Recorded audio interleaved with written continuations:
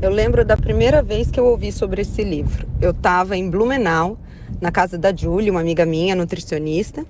E a Julie é uma menina bem estudada, bem fuçada, e o irmão dela também.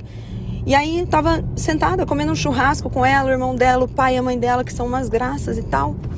E aí eles começaram a falar desse livro. E a hora que eles falaram o nome desse livro, eu falei, gente, eu não animo não, eu tenho o maior preconceito com esses livros meio autoajuda e tal. E ela falou pra mim, não, Lara, vou te explicar o que é e você vai ver como esse livro vale a pena e como tem que ler. Então, apesar do título ser ruim, e da capa ser ruim, e da proposta ser ruim, vocês vão ver que o livro é muito, muito bom. Basicamente, o que esse cara fez, o Gary Chapman, o autor desse livro, foi trazer solução para um embate, para um problema que quase todos nós vivemos.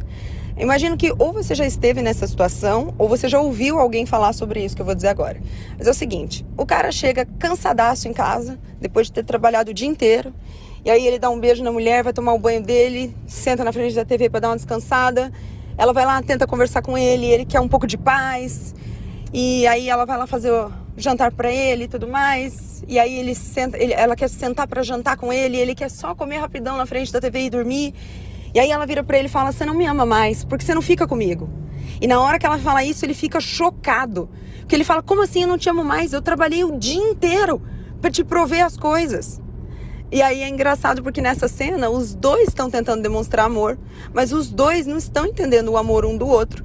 Justamente porque, como esse autor muito brilhantemente colocou, cada um de nós tem uma linguagem diferente de amor.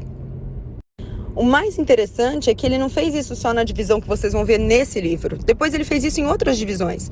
Do tipo, esse aí é as 5 linguagens do amor. Depois ele fez isso para crianças, para filhos. E conforme eu for contando para vocês como que ele definiu isso, vocês vão ver como faz sentido. Então, basicamente, o que ele diz é, todos nós temos uma linguagem de amor. Um jeito como a gente expressa amor. E aí ele conta que algumas pessoas são, inclusive, bilíngues. Elas até falam amor em 2 línguas. Mesmo assim, elas têm uma língua primária e uma secundária. E aí ele dividiu essas linguagens em 5. E são essas 5 linguagens que eu vou descrever aqui para vocês e que vale muito a pena vocês lerem no livro. Ao final do livro, ele tem um questionário para você responder, porque se lendo o livro você ainda não tiver totalmente certeza de quais são suas linguagens, no questionário você tem. Mas uma das coisas que eu sempre digo quando eu falo para alguém ler esse livro, a primeira coisa que eu digo é, não vá direto ao questionário. Porque as pessoas ou vão direto no questionário, ou elas jogam no Google o questionário e vão direto no questionário, e isso não funciona tão bem. O livro é fino, é de leitura muito fácil, e é realmente importante ler sobre cada linguagem do amor, porque existem algumas coisas que, assim, são comuns, costumam acontecer quando as pessoas estão tentando decifrar a sua. A primeira é achar que tem todas. Quando a pessoa só olha o questionário ou só ouve o resumo, como eu vou fazer aqui pra vocês, ela fala, eu acho que eu tenho todas as linguagens, não sei qual que é a minha principal. A outra coisa que acontece é ela achar que não tem nenhuma. Eu acho que nenhuma dessas é a minha. E agora, o que eu faço? E essas dúvidas só acontecem quando a pessoa vai direto no questionário ou se baseia no resumo. Então eu vou contar aqui para vocês um pouquinho de cada uma. Vou contar uma situação que aconteceu na minha família, que para mim foi muito interessante porque mostrou como essas linguagens do amor realmente acontecem. Vou contar qual que é a minha, vou contar qual que é a do neto e vocês ao final disso vão saber um pouquinho mais sobre esse assunto, mas eu recomendo assim fortemente que leiam esse livro. Esse livro eu acabei de consultar aqui na Amazon, ele tá por R$23, não é um livro caro. E realmente constrói muita coisa no relacionamento, não só com o seu cônjuge, com o seu parceiro, com sua parceira, mas você vai ver que isso também te mostra muito sobre o amor da tua mãe, o amor dos teus filhos, é realmente muito interessante. Então vamos lá, vamos começar. Então vamos lá. A pessoa que tem tempo de qualidade como a sua linguagem primária é aquela pessoa que valoriza a presença. E ela não valoriza só a presença física, né? Só estar ali do lado. Ela quer que a pessoa que ela ama esteja ali do lado, participando com ela daquele momento. Então assim, a pessoa que tem tempo de qualidade é aquela que, se ela faz uma festa de aniversário e você não pode ir, ela se ressente. Aquilo significa para ela. Não adianta você mandar um bom presente, não adianta você só ligar, ela vai ser tocada mesmo por você estar lá. Outro exemplo, quando alguém tem tempo de qualidade como a sua linguagem, é aquela pessoa que te chama para assistir um filme, e aí você até senta ali para assistir o filme com ela, mas aí de repente você começa a mexer no teu celular, ou de vez em quando você dá uma levantada do filme, ela vai ficar muito ressentida, porque ela quer que você esteja ali participando daquele momento.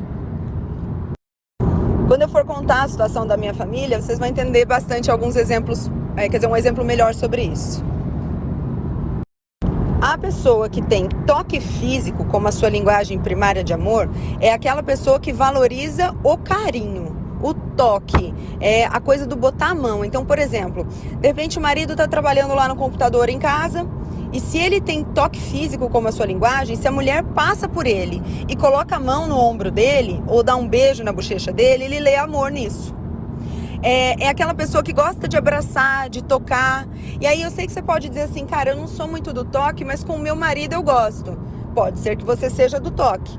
Mas também pode ser que você seja do toque com todo mundo. Do tipo, você é a pessoa que gosta mesmo de apertar a outra pessoa num abraço, dar um beijo nela, fazer um carinho.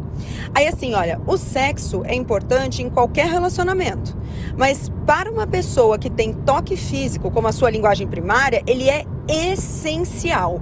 Então, para a pessoa que tem o toque físico, a falta de sexo não é só uma coisa do momento ou uma coisa da idade, é uma demonstração de que o amor está acabando. E o interessante é assim, uma das formas de você descobrir qual que é a sua linguagem, caso você se identifique com todas ou com nenhuma, é você pensar se o contrário daquela linguagem te dói demais. Por exemplo, para todo mundo, uma agressão física é uma coisa muito séria e muito terrível. Mas para quem tem toque físico como a sua linguagem, a agressão física é a morte. E aí lógico que eu não estou falando de uma agressão física no casal, lembrando que isso em nenhum momento é aceitável. Mas eu estou dizendo assim, uma briga física entre irmãos, por exemplo, para quem tem toque físico, isso é uma coisa completamente devastadora.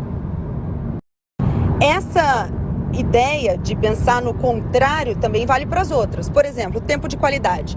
Eu, por exemplo, não tenho tempo de qualidade na minha linguagem do amor, nem na primária e nem na secundária. Então o negócio para mim não me importa você estar aqui do meu lado, não é isso que me demonstra amor. Então o contrário não me demonstra falta de amor, entende? Não me remete falta de amor. Você não vir ao meu aniversário, você não estar do meu lado, não é uma coisa que me pesa. A mesma coisa o toque físico, como não é a minha linguagem, se você não me abraçar, não me tocar, isso não me remete falta de carinho. Aliás, como eu sou bem pouco do toque, eu já me sinto completamente desconfortável se fica me tocando.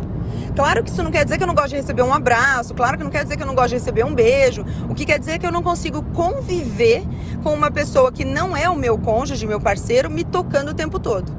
Agora, uma pessoa que tem toque físico, ela tem apreço por essa demonstração de carinho através do toque. Aí a gente chegou em presentes. Presentes é a minha linguagem primária. Então, como que é para a pessoa que tem presentes na linguagem primária? Não tem nada a ver com o valor do presente.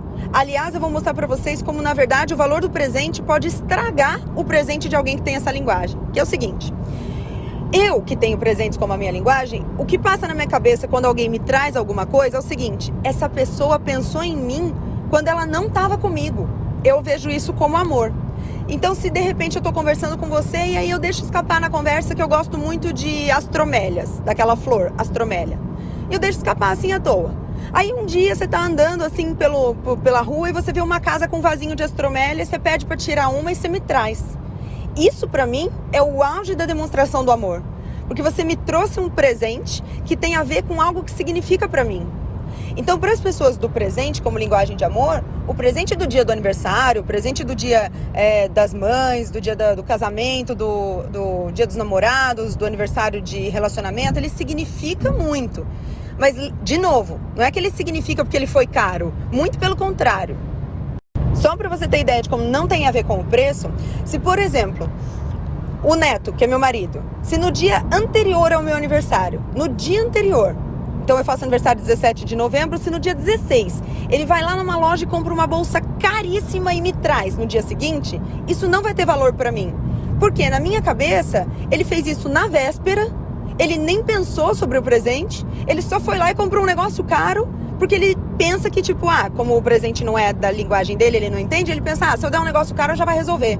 E aí vai ter um valor zero. Porque como o presente é a minha linguagem, o que importa pra mim é a pessoa pensar sobre isso. Então eu lembro muito que na época que eu tinha Snapchat e que eu mostrava muito minha rotina, muito. Eu lembro de uma vez que eu tava de manhã tentando assar uns pãezinhos low carb e aí eu não tinha uma forma. E eu filmei e falei, puxa, não vou assar na forma porque eu não tenho, vou assar aqui num pratinho. E naquele dia eu fui trabalhar à tarde e uma paciente minha que tinha assistido o meu Snap me levou uma forma de presente. Eu nunca esqueci isso. Isso foi a coisa mais amorosa que já aconteceu pra mim. Porque ela pensou sobre aquilo, se dedicou a ir lá comprar uma forma. E aí assim, qual que é o valor da forma? Poxa, a forma é um negócio barato, né? Deve ter custado 10, 15 reais.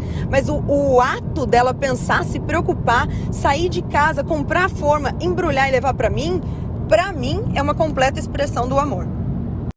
Bom, palavras de afirmação é uma outra linguagem que eu não tenho, mas que o Neto tem. E aí eu precisei aprender a demonstrar amor nessa linguagem, porque não é natural pra mim. Então assim, dentro das linguagens, vocês vão ver no livro que ele também fala que cada linguagem tem o seu dialeto. Então, dentro de palavras de afirmação, tem dialetos diferentes. Então, por exemplo, tem a pessoa que tem palavras de afirmação como linguagem de amor, mas o negócio dela é palavras de afirmação de incentivo. É aquela pessoa que tem que ouvir, vai, você é bom, você consegue, eu acredito em você. São aquelas palavras de incentivo. As outras pessoas têm um dialeto das palavras de afirmação do desafio. Que é aquela pessoa que gosta de ouvir, cara, você não vai conseguir fazer isso. Porque daí ela se inspira. Se eu fosse colocar como que funciona pra mim, palavras de afirmação, seria desse segundo tipo. Já o Neto não. Ele não gosta da ideia de alguém duvidar dele. Ele prefere ser incentivado. Ele gosta de ouvir, vai, você é bom, você funciona, eu sei que você pode. A pessoa da palavra de afirmação também é aquela pessoa que precisa ouvir eu te amo, eu gosto de você, eu tô aqui todos os dias.